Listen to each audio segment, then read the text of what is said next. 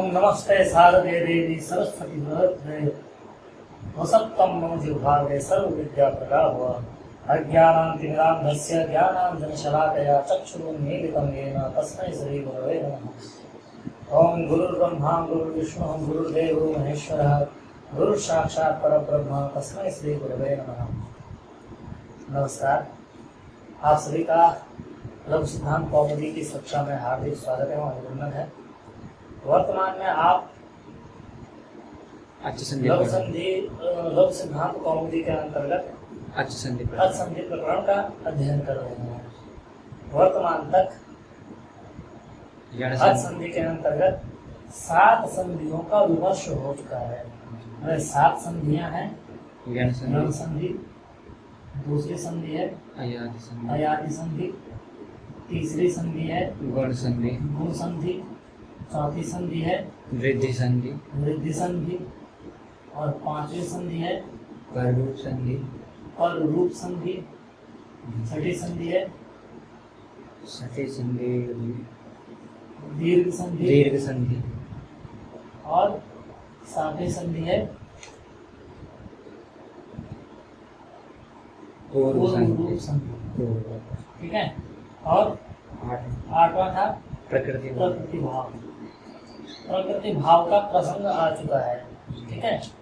तो ये 8 संधियां हम अचसंधि के अंतर्गत पढ़ चुके हैं। गण संधि करने वाला प्रधान सूत्र था एको यमचि, अयादि संधि का प्रधान सूत्र था एचो यवायावः, गुण संधि का प्रधान सूत्र था आद् गुणः, वृद्धि संधि का प्रधान सूत्र था वृद्धि रेचि और पररूप का प्रधान सूत्र था एंगी पररूपम और दीर्घ का प्रधान सूत्र था अकः सवर्णे दीर्घ और पूर्व रूप का प्रधान सूत्र था एंगः प्रधानता गति। ठीक है। और प्रकृति भाव का प्रारंभ हो चुका था कहाँ से? यहाँ पर मुझे अब सर्वत्र विभाषा हो कहाँ तक? यहाँ से इंद्रिय तक हो चुका है। प्रकृति भाव का प्रारंभ हो चुका है। ठीक है ना।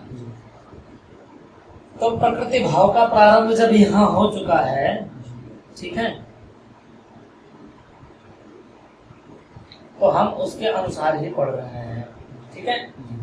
तो कल हमने कितने सूत्र पढ़े थे? 5 या 6? कल पढ़े थे विषय में 6 सूत्र पढ़े थे। कौन कौन से? सर्वत्र विभाषा हो, ठीक है, अनेकांशित सर्वस्य, गिच्च, अवम स्फोटायनस्य, इंद्रे च, थोड़ा सा दूरा धोते। तो कल हमने एंगः पदांता गति से प्रारंभ किया था कि पदांत एंग के बाद ह्रस्व आकार हो तो दोनों को मिलकर के पूर्व रूप एक आदेश होता है, ये बताया था। उसी प्रसंग में गो शब्द आया था। गो शब्द के बाद भी ह्रस्व आकार हो सकता है। ठीक है। गोग्रम का। ठीक है। ओ है पदांत है, उसके बाद ह्रस्व आकार आ रहा है एंगः पदांतादि से पूर्व रूप की प्राप्ति थी। सर्वत्र विभाषा ने कहा लोके वेदे चैनन्तस्य गौरति वा प्रकृति भाव। लौकिक गौ शब्द हो चाहे वैदिक गौ शब्द हो, एंगंत हो पदांत हो, उसके बाद ह्रस्व आकार हो तो उसको विकल्प से प्रकृति भाव होता है। तो विकल्प से प्रकृति भाव का मतलब है जैसा है वैसा ही रह गया। तो यहीं से प्रकृति भाव का प्रारंभ हो चुका था। इसके अंतर्गत हमने दूसरा सूत्र पढ़ा अनेकांशित सर्वस्य अवम। हाँ, अनेकांशित अवम स्फोटायनस्य। हमने क्या पढ़ा? अवम स्फोटायनस्य। वो कहता है स्फोटायन ऋषि के मत में गो शब्द के बाद अच हो, क्या हो? अगर अच हो तो क्या होता है? अवंग आदेश होता है।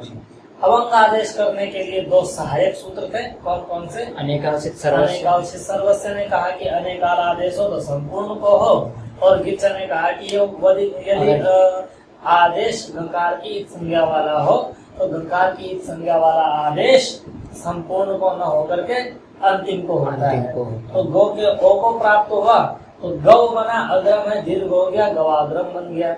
जिस पक्ष में स्फोटायन ऋषि का मत नहीं लगेगा उस पक्ष में गो अग्रम ऐसा ही प्रकृति भाव रह जाएगा।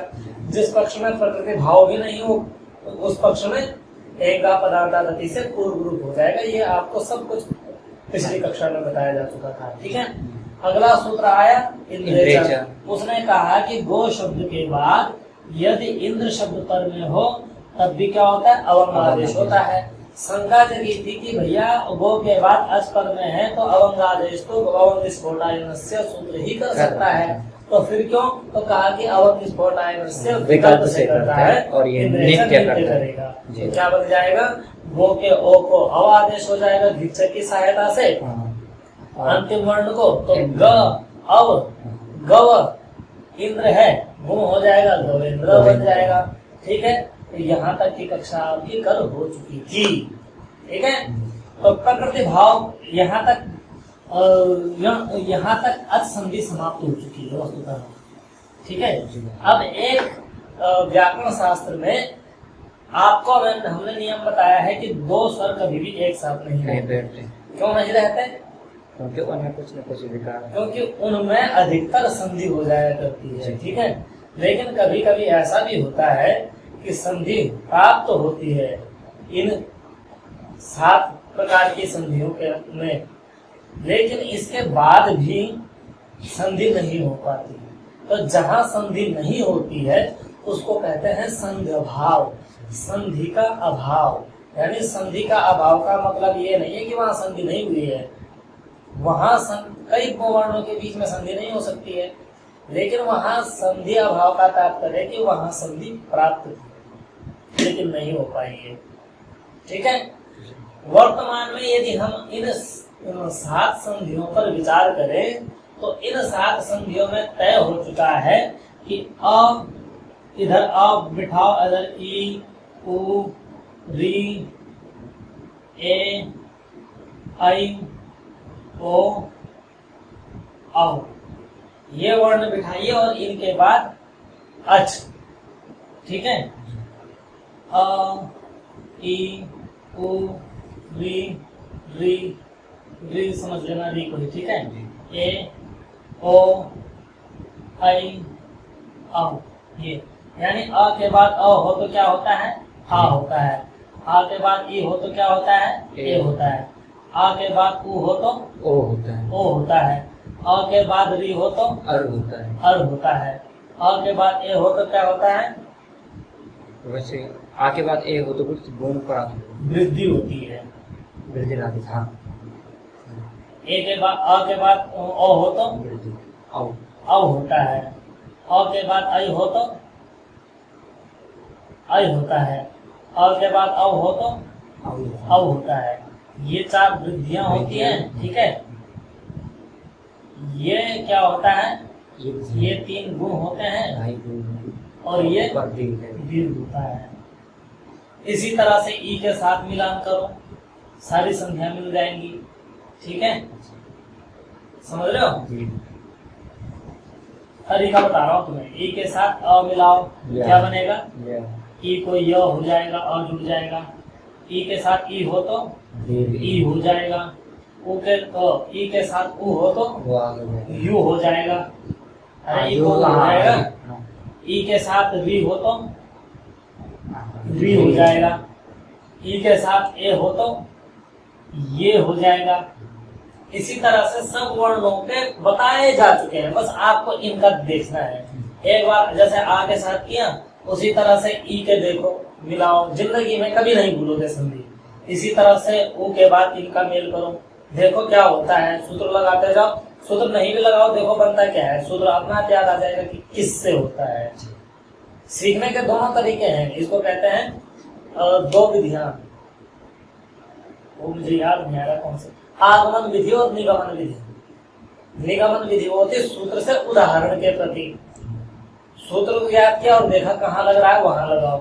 एक होता है उदाहरण से सूत्र बनाना, ऐसा ऐसा होता है कोई नियम बना दो कि इस नियम से होता है। उदाहरण के बाद नियम बनना, इसको कहते हैं आगमन विधि। और सूत्र से उदाहरण बनाना, उदाहरणों में चीज ढूंढना, वो होती है निगमन विधि। हम व्याकरण पढ़ते हैं निगमन विधि के माध्यम से, हम सूत्र पढ़ते हैं पहले, फिर और वो उदाहरण ढूंढते हैं कि अच्छा यहाँ और रखा और जगह मिल हुई है। इसी तरह से इन सबके साथ मेल करते जाइए, पोस्टमार्टम कीजिए, सब समझ में आ जाएगा। ठीक है, तो इसका मतलब ये पता चला हमें कि ये स्वर इन स्वरों के मिलने से कुछ न कुछ परिवर्तन ले आते हैं, उसी परिवर्तन का नाम है संधि। लेकिन कभी कभी दो स्वर रहते भी है, फिर भी उनके बीच मेल नहीं हो पाता।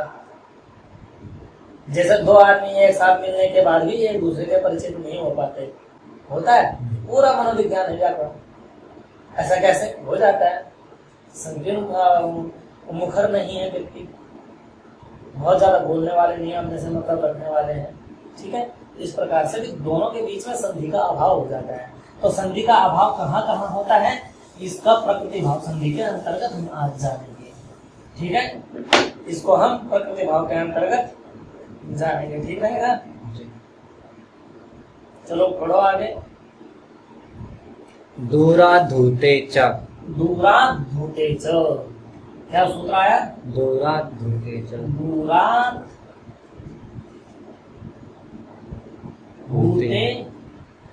च, दूराधूते, क्या आया? दूराधूते च। दूराधूते च, क्या बना? दूराधूते च। दूराधूते च। दूरात, दूर से, भूते, आहूते, दूर से आवाहन करने अर्थ में च होता है प्रकृति भाव। कब, कैसे, कहा, वृत्तिकार बता रहे हैं। दूरात् संबोधने वाक्यस्य टे प्लुतो वा। दूरात् संबोधने, होते आहूते संबोधन अर्थ निकल आया। दूरात् संबोधने, दूर से संबोधन करना सूचित हो रहा हो तो वाक्यस्य टे है प्लुतो वा। वाक्य की जो टी होती है उसकी प्लुत संज्ञा होती है। क्या उसको क्या हो जाता है? प्लुत हो जाता है। ठीक है, दूर से बुलाने वाले अर्थ को प्रकट करने वाले वाक्य के टी संज्ञा को प्लुत हो जाता है। तो समझे? जी समझ गए? तो पहले ऐसा वाक्य ढूंढो जिसमें दूर से किसी को बुलाया जा रहा हो, फिर उस वाक्य में टी संज्ञा को ढूंढो। टी संज्ञा कौन करता है? अचो अंत्यादि टी। बिल्कुल, उसको लगाओ। जो टी संज्ञा के मिले उसको प्लुत कर दो। अब जो प्लुत है वह प्लुत किसका धर्म है? किस वर्ण का धर्म है?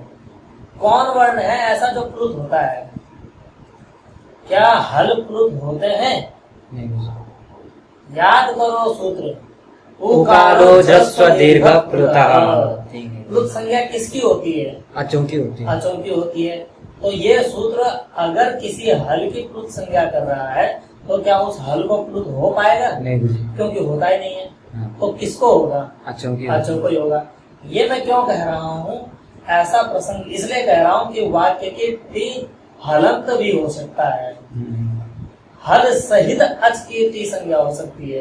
तो उसमें वाक्य की टी को जब प्लुत कर किया जाएगा तो जो उसके साथ हल बैठा होगा वो भी तो प्लुत होने लगेगा।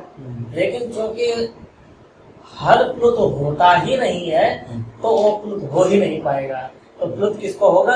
अचों। स्वर मात्र को होगा। अच्छा। ठीक है, समझ रहा है मेरी व्याख्या को? समझ गया। इस व्याख्या को वही समझ सकता है जिसने व्याकरण पढ़ी हो, जिसने अभी तक के वीडियो देखे हो, अभी तक का अध्ययन किया हो। ठीक है, तो दूरात् संबोधने वाक्यस्य ते प्लुतो। प्लुतः स्यात्। प्लुतो वा? जी, इसमें आया दूर, इसमें वाक्य से टे प्लुतो वा। वाक्य से टे प्लुतो वा। वाक्य की टी को विकल्प से प्लुत हो जाता है। ठीक है, तो उदाहरण आ रहा है। क्या है उदाहरण? उसके हे बाद कृष्ण अत्र गौश्चरति, यही है। उसके बाद एक सूत्र और आ रहा है। क्या आ रहा है? प्लुत प्रक्रिया अचि नित्यम। उदाहरण क्या आ रहा है? आगच्छ कृष्ण अत्र गौश्चरति। हमारे पास एक वाक्य आया, आगच्छ कृष्ण अत्र गौश्चरति। गौश्चरति। दो वाक्य हैं। ठीक है, आगच्छ कृष्ण, सॉरी, आगच्छ कृष्ण अत्र गौश्चरति। इस वाक्य में कोई कृष्ण को आवाज दे रहा है और दूसरे वाक्य में सूचना दे रहा है कि यहाँ गाय चल रही है। इस वाक्य से ये अभिव्यंजित हो रहा है कि कृष्ण गाय को ढूंढ रहा है और उसको गाय मिल नहीं रही है, वो कोई दूर भटक रहा है। तो उस ऐसे प्रसंग में यह वाक्य है कि कृष्ण को सूचित करते हुए यह बताया जा रहा है कि जहाँ तुम जा रहे हो गाय वहां नहीं है, गाय यहाँ है। अत्र गौश्चरति। तो इस वाक्य का तात्पर्य है कि कृष्ण को आवाज लगाई जा रही है, दूर से आवाहन किया जा रहा है कृष्ण का। तो आगच्छ कृष्ण, ये जो वाक्य है, इस वाक्य का जो टी है, तो वाक्य की टी कौन होगी? अचाम मध्य यो अंत्य स आदिर्यस्य। तो वाक्य में जितने अच, कितने अच? आ में आ रूप अच, ग में अ है वह अच 2, छ में अ है वह 3 अच, कृष्ण में री है 4 अच, णकार में अ है 5 अच। तो 5 अचों में जो अंतिम अच कौन है? नकारोत्तरवर्ती अकार, यह अ है जिसके आदि में। तो इस वाक्य के बाद वाक्य में कृष्ण के बाद कुछ नहीं है, तो इसी की क्या हो जाएगी? टी संज्ञा हो जाएगी। ठीक है, तो क्या बनेगा? तो इसका प्लुत होगा, उसको प्लुत हो जाएगा। यानी जो ये कृष्ण ह्रस्व है तो उसको क्या हो जाएगा? प्लुत हो जाएगा। तो क्या बनेगा? आगच्छ कृष्णा अत्र गौश्चरति। आगच्छ कृष्ण, ये लग जाता है। ठीक है, और इधर क्या है? अत्र है, अत्र गौश्चरति। तो वाक्य से प्लुतो वा हो गया। ठीक है, तो आगच्छ कृष्ण अत्र गौश्चरति। दूरात् संबोधने वाक्य से टी प्लुतो वा स्यात्। वाक्य के टी को विकल्प से प्लुत हो जाएगा। तो जिसमें प्लुत हो जाएगा उसमें आगच्छ कृष्ण अत्र गौश्चरति हो जाएगा, और दूसरे वाक्य में आगच्छ कृष्ण अत्र गौश्चरति ये हो जाएगा। ठीक है, आगे सूत्रों वाला प्लुत प्रक्रिया अच्छी नहीं थी। अब कहा कि या संज्ञा सासा फलवती। ठीक है, अब देखो यहाँ 2 चीजें हैं। हमने तो यहाँ प्लुत कर दिया, ठीक है, और यहाँ हो गया। प्लुत करने का फल क्या है? प्लुत करने का फल भी है। ठीक है, तो अगला सूत्र आया, क्या सूत्र आया? प्लुत प्रक्रिया अचिनित्यम। प्लुत प्रक्रिया अचिनित्यम। प्लुत प्रक्रिया अचिनित्यम। अच परे रहते हैं। प्लुत प्रक्रिया, प्लुत और प्रक्रिया के बाद, प्लुत और प्लुत संज्ञक के बाद और प्रक्रिया संज्ञक के बाद। ठीक है, नमस्कार सुनील मोदी जी, बहुत बहुत धन्यवाद हमारे प्रयास को इस प्रकार के शब्द देने के लिए। ठीक है, तो क्या कहा? प्लुत के बाद और प्रक्रिया संज्ञक के बाद अच हो तो क्या होता है? नित्य ही प्रकृति भाव होता है। नित्य ही प्रकृति भाव होता है। ये थोड़ा सा आगे जाके इन सूत्रों की विशेषता, इनमें कुछ रहस्य हैं इन सूत्रों में। तो प्राथमिक तौर पे इनका अर्थ याद करो, बाद में प्रसंग आया कि ऐसा क्यों कहा वैसा क्यों कहा। तो प्लुत प्रक्रिया अचिनित्यम, इस सूत्र को उठाने क्यों ला रहे हैं? कारण देखो, आगच्छ कृष्ण अत्र गौश्चरति, यहाँ इस पूरे जगह पे कोई संधि प्राप्त है? हाँ गुरु जी, यहाँ पे दीर्घ संधि प्राप्त है कृष्ण के आगे बाद। कृष्ण है, कृष्ण में आ है, आगे अत्र में अ है। यहाँ कृष्ण में प्लुत अ है, उसके बाद अ है। तो अ के बाद अ आ जाए तो कौन सा सूत्र आता है? अकः सवर्णे दीर्घ। अकः सवर्णे दीर्घ, उस सूत्र से दीर्घ प्राप्त है। लेकिन इसकी प्रक्रिया संज्ञा हो चुकी है, सॉरी प्लुत संज्ञा हो चुकी है। इसका प्लुत विधान हो चुका है किस सूत्र से? नहीं, इससे दूरात् धूते च। दूरात् धूते च, दूरात् संबोधने वाक्य से प्लुतो स्यात्। तो यहाँ दीर्घ की प्राप्ति थी, लेकिन अगला सूत्र आया प्लुत प्रक्रिया अचिनित्यम। प्लुत संज्ञक के बाद और प्रगृह्य संज्ञक के बाद यदि अच हो तो वहां संधि नहीं होती, बल्कि नित्य ही प्रकृति भाव होता है, तो संधि नहीं हो पाएगी। तो क्या बन जाएगा? आगच्छ कृष्णा अत्र गौश्चरति, ये हो जाएगा। ठीक है, तो जिस पक्ष में प्रगृह्य संज्ञा विकल्प से तरह दिखाना, तो विकल्प से कर रहे हैं।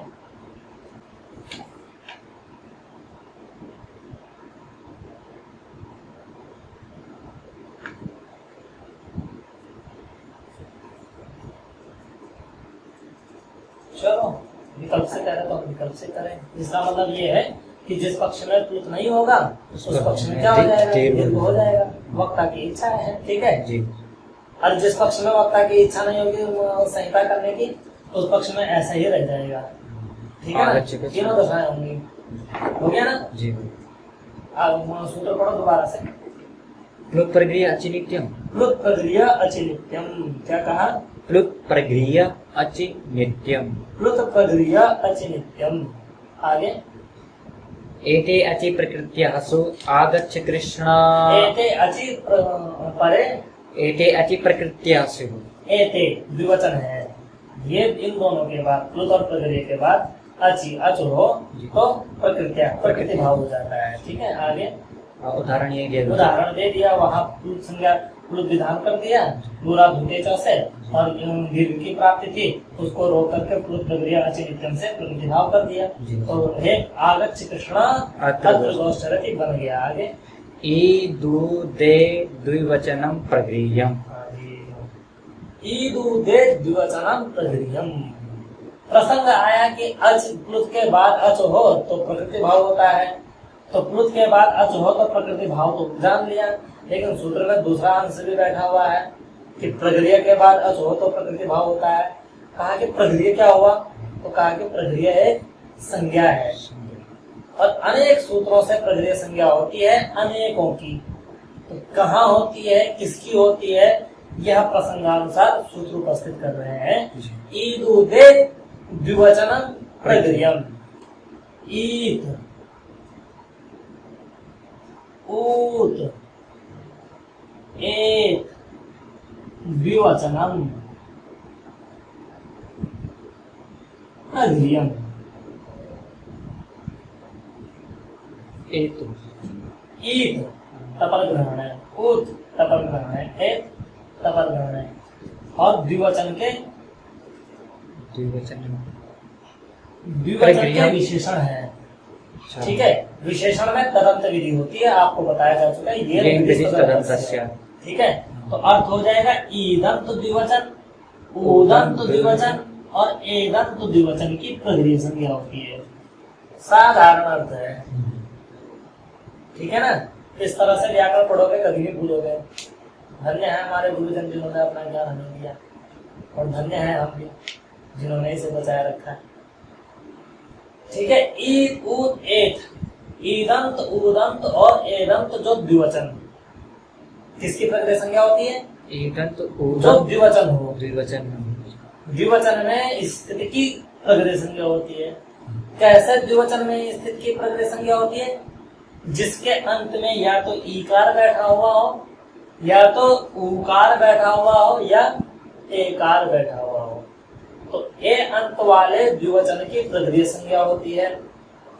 उ अंत वाले द्विवचन की प्रगृह्य संज्ञा होती है, और ई अंत वाले द्विवचन की प्रगृह्य संज्ञा होती है।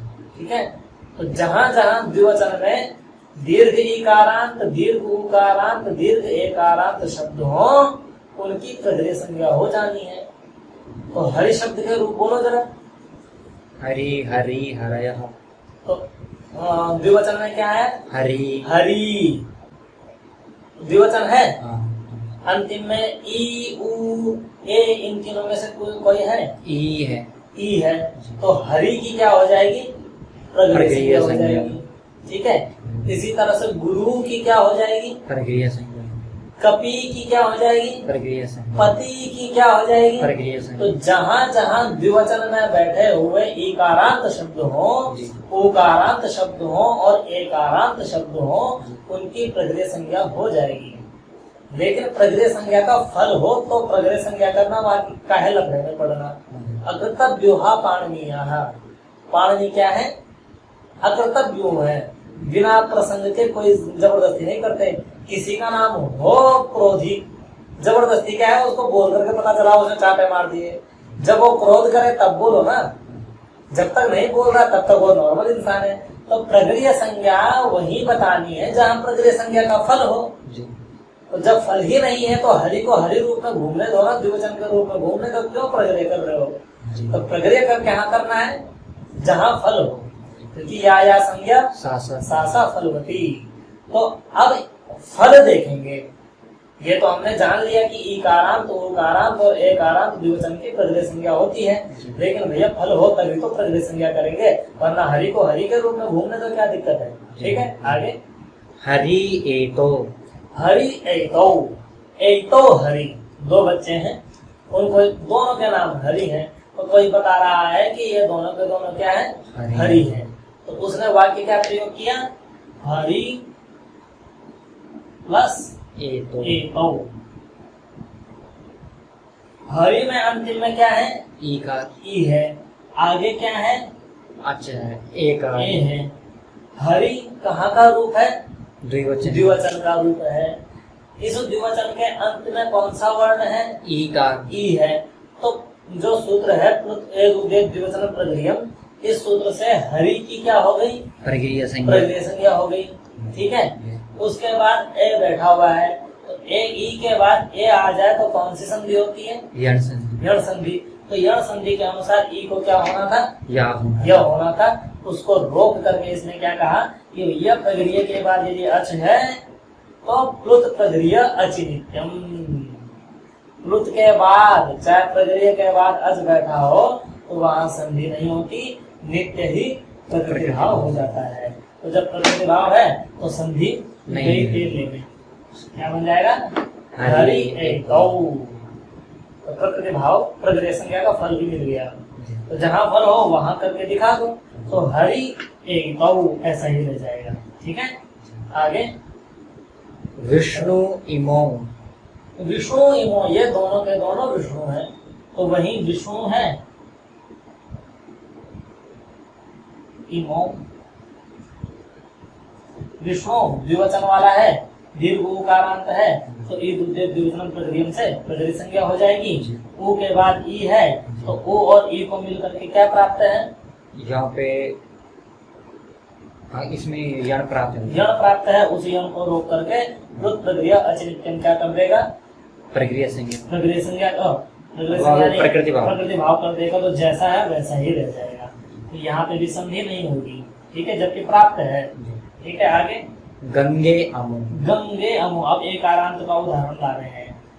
हे गंगे तव पाद पंकजम। ठीक है, गंगे अमु, अमु। गंगे संबोधन का नहीं है। ठीक है, अभी मैंने हे गंगे का, उसको मत समझना। गंगे, गंगा शब्द का दीर्घ आकारांत स्त्रीलिंग शब्दों में जो शब्द याद हो जरा बोलो। रमा रमे रमा, रमा रमे। रमे बना ना द्विवचन में, जब द्विवचन में रमे बन गया तो एक आरांत हुआ कि नहीं? तो एक आरांत जो द्विवचन गंगे, रमे, लते इत्यादि, ठीक है, उनकी क्या हो जाएगी? उनकी प्रगृह्य संज्ञा किस सूत्र से? ईदुदे द्विवचनम प्रगृह्यम, ईदुदे द्विवचनम प्रगृह्यम से प्रगृह्य संज्ञा हो जाएगी। जब प्रगृह्य संज्ञा हो जाएगी, आगे अमु का अ है, गंगे के ए और अमु के अ को मिलकर के कौन सी संधि थी? यहाँ पे एचो यवा यावह से ए को अय आदेश होना था, लेकिन ईदुदे द्विवचनम प्रगृह्यम से गंगे की प्रगृह्य संज्ञा हो जाने के कारण प्लुत प्रगृह्य अचिनित्यम, अच परे रहते नित्य ही प्रकृति भाव कर देगा। तो क्या हो जाएगा? गंगे अमु ऐसा ही रह जाएगा। तो ईकारांत का उदाहरण दिखा दिया, उकारांत का उदाहरण दिखा दिया, एकारांत का उदाहरण दिखा दिया। ठीक है, आगे। अदसो मात, इतना ठीक है आज के लिए, या और पढ़े? ठीक है, जितना दिखाओ जरा कितना कितना अध्ययन हो रहा है। 1 2 3 सूत्र पढ़े आ रहे हैं। चलो पढ़ लो इसको। ठीक है जी। आगे अदसोमात। अदसोमात क्या लिखा है? अदसोमात। आगे अस्मात् परा विभूतो प्रगृह्यो स्तः। अदसह मात, अदसह विसर्ग को ओ हो गया तब बना है मात, ठीक है। ईद उद्देश्य द्विवचन प्रगृह्यम से ईद उद्देश्य द्विवचन को लाओ, पूरा ही सूत्र ले आओ, ठीक है। तो अर्थ क्या होगा? अदसह और मात, अदसह मात, अदस शब्द का, अदस शब्द में का जो म, अदस शब्द का जो मां, जो म, तो अदस शब्द का अवयव जो मकार, क्या अर्थ हुआ? अदस शब्द का अवयव जो मकार। इन दोनों में अवयव अवयवी भाव संबंध है, ठीक है। तो अदस शब्द का जो मकार, उस मकार के बाद बैठा हुआ हो दीर्घ ईकार, दीर्घ उकार और एकार, एकार, ठीक है। तो अस्मात् परान ईदूतो, ईदूतो ना, तो ध्यान दो। वैसे तो ईद उद्देश्य तीनों आएंगे जी, लेकिन ए होता नहीं है शायद द्विवचन में, इसलिए ए को नहीं ला रहे हैं, दिया भी प्रसंग आएगा शायद। तो अदसह मात, अदस शब्द का अवयव जो मकार, उस मकार के बाद बैठा हुआ हो ईकार या उकार या एकार, ठीक है। तो क्या लिखा है? अस्मात् परा विभूतो प्रगृह्यो स्तः, ठीक है। अदसह मात, अदस शब्द का अवयव जो मकार, उस मकार के बाद दीर्घ ईकार हो और दीर्घ उकार हो, तो ऐसे दीर्घ ईकारांत दीर्घ उकारांत अदस शब्द के मकार के बाद वाले इकारांत उकारांत शब्द की क्या हो जाती है? प्रगृह्य संज्ञा हो जाती है, ठीक है। द्विवचन नहीं आएगा। द्विवचन क्यों नहीं आएगा? क्योंकि अगर द्विवचन लाना होता तो ईद उद्देश्य द्विवचन प्रगृह्यम से ही प्रगृह्य संज्ञा सिद्ध है, सूत्र व्यर्थ था। तो व्यर्थ होकर के ज्ञापित होता है कि जो द्विवचन है वो नहीं आएगा। तो क्या अर्थ होगा? अदस शब्द के ऐसे ईकारांत और उकारांत की प्रगृह्य संज्ञा होगी जो अदस शब्द के म के बाद हो, ठीक है जी। यानी अदस शब्द के बारे में बता रहे हैं। अदस शब्द में जहाँ ई अंत में हो, जहाँ उ अंत में हो, उसकी क्या करनी है? प्रगृह्य संज्ञा। लेकिन उस वह ई और उ कैसा होना चाहिए? उसके पूर्व में होना चाहिए। ऐसे अदस शब्द की क्या होगी? प्रगृह्य संज्ञा। कैसे अदस शब्द की? जिसके अंतिम में माँ हो, दीर्घ ईकार हो चाहे दीर्घ उकार हो और पूर्व में क्या हो? उससे पहले माँ हो। ऐसे अदस शब्द की प्रगृह्य संज्ञा होती है। क्लियर? क्लियर हो गया? ठीक है। आगे अमुखीय उदाहरण दे रहे हैं। अमी ईशाहा, बहुवचन दे रहे हैं, इसीलिए ये ईशाह ईश है। अमी ईशाहा, ये तीन होंगे, तीन से ज्यादा लोग कह रहे हैं ये सारे के सारे ईश है, स्वामी है, भगवान है, ठीक है। तो क्या उदाहरण आया? अमी ईशा, अमी प्लस ईशाह। अदस शब्द का बहुवचन में है अमी। याद है अदस शब्द के रूप? तो कल अदस शब्द के रूप याद करके लाना, ठीक है। तो अदस शब्द का बहुवचन में होता है अमी। अब देखो इस अमी के अंतिम में कौन सा वर्ण है? ईकार। ईकारांत वाला हुआ कि नहीं हुआ? इस ई के पूर्व में कौन सा वर्ण है? मकार है कि नहीं है? मकार है या मकार है? मकार। तो मकार तो नहीं हो? नहीं, मकार नहीं। क्या है? मकार। क्या है? मकार। तो म के बाद दीर्घ ई है और यह म किसका अवयव है? अदस शब्द से ही तो बना है। तो अदस शब्द का अवयव मकार, उसके बाद है दीर्घ ई का, तो इसकी क्या हो जाएगी? प्रगृह्य संज्ञा। ई के बाद ई था, कौन सी संधि प्राप्त थी? दीर्घ संधि प्राप्त थी। उसको रोक करके प्रगृह्य संज्ञा होने के कारण प्रगृह्य क्या हो जाएगा? प्रकृति भाव हो जाएगा। तो अमी ईसा ऐसा ही रह जाएगा। ठीक है। आगे राम कृष्णा वमु आसाते, ठीक है। ये द्विवचन का उदाहरण दे रहे हैं, ठीक है। राम कृष्णो अमु आसाते, राम कृष्णौ